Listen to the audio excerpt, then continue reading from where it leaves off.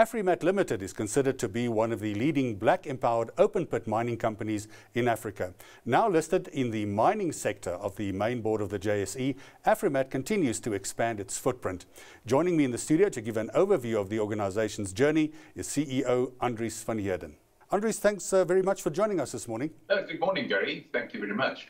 Well, can you walk us through Afrimat's origin story, some of the key issues being that over the significant growth over the past few decades, what are some of the key milestones in this path?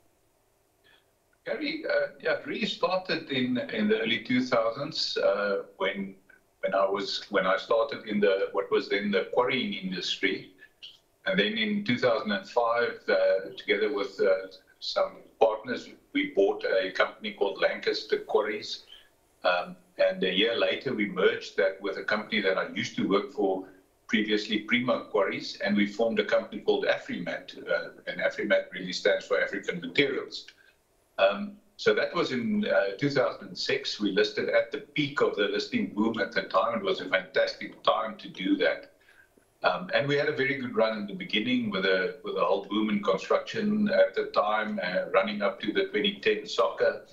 And then after that, after 2010, we saw that the construction industry was, pretty much on a road to nowhere. And then we started diversifying the business, initially just into industrial minerals. We bought a few limestone mines around the country. And then in 2015, we took a further step into proper mining, and we bought our first iron ore mine. Since then, we've grown to become one of the 4 exporters of iron ore out of the Northern Cape, and we also supply to the domestic market. We operate 3 iron ore mines in the Northern Cape. And then in around about 2019, we acquired an anthracite mine in Mpumalanga called Nkomati Anthracite.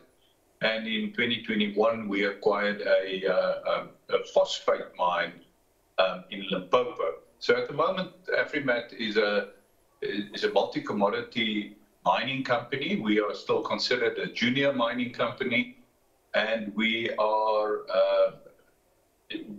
play in what we call the mid-tier mining space. So we don't want to compete with the majors like Anglo American and those guys. They play in a different league.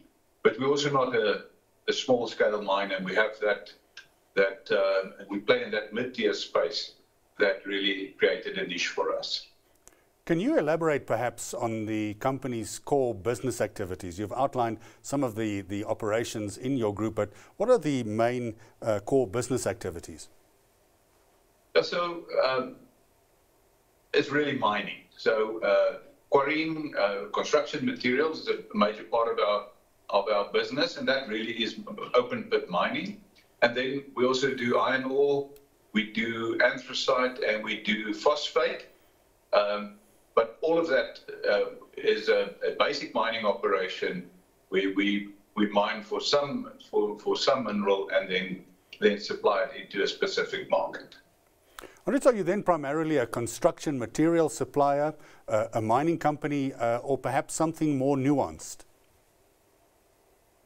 Yeah, I think in essence it's mine.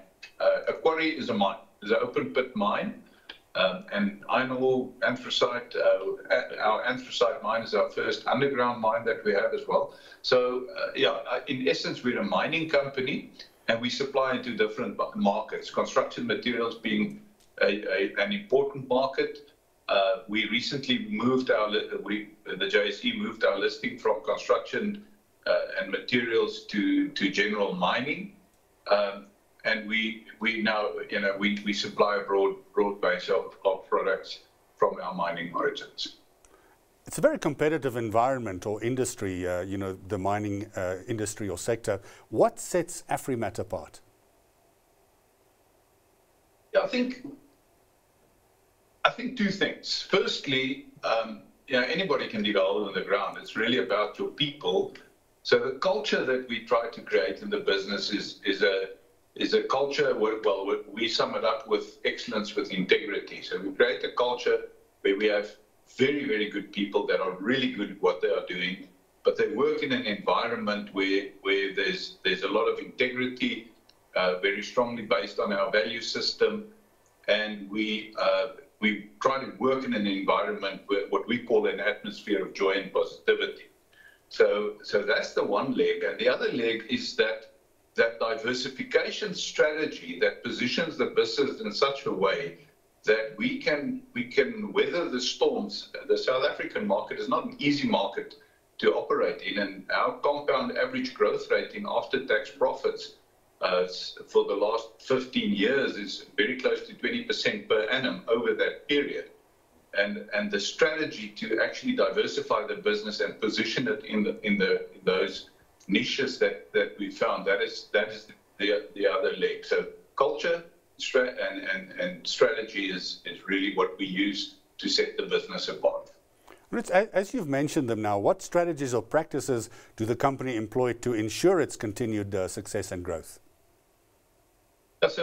So we identify opportunities in the market.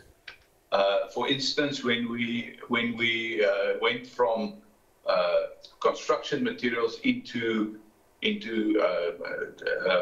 industrial minerals, two things that we identified. The one is we saw the environment, so we measure and we make sure we understand our environment on the one hand, and on the other hand, we make sure that we enter into spaces where there's a strong demand, but also it fits our skills base very well. So that's pretty much what we do to position the business. So, and then as we look ahead, what are Afrimat's aspirations for the future? Are there any specific areas of growth or expansion the company is focusing on? Yeah, we want to bolster our position a little bit in the Southern African market. The two legs is our construction materials business. We have recently announced the Lafarge acquisition. We are still waiting for the final approval from the competition tribunal. So growing into the construction materials business and becoming an even stronger player in that is a very strong drive for the future. Our mining business, to make sure that our existing assets that we've acquired specifically in Komati and Glenhover, our phosphate mine, that they really start delivering to their full potential. And then probably a little bit further out is a further diversification with the addition of one or two additional minerals that we are looking at, and we haven't decided exactly what that will be, but we can see that in future our mineral diversification will be driven a little bit further so that we can continue on this growth curve that I spoke about, that the business has been growing on over the last more than 1.5 decades. Andries, thank you very much. We're going to have to leave it there. We look forward to chatting again about Afrimat in the near future. Thank you. That was Afrimat's Chief Executive Officer, Andries van Heerden. That's it from me. Until next time, goodbye.